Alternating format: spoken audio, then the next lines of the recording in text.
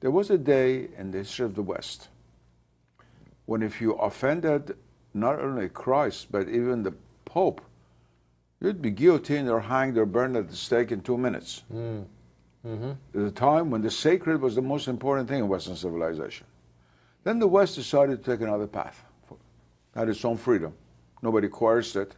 100-year war that occurred between Catholic and Protestant, they both decided to marginalize religion somewhat, and they said human rights are more important than divine rights. We don't talk about divine rights anymore. God will take care of his own divine rights. We take care of human rights. So in the streets of Washington, if you curse at God or Christ, nobody cares. But if you offend someone walking down the street or give hate speech, you go to prison. This is the truth of the matter. Now, so far so good. Every civilization, every society should have the right to decide what course to take. But now the next step is what is really not acceptable. People in the West who say, why are Muslims offended?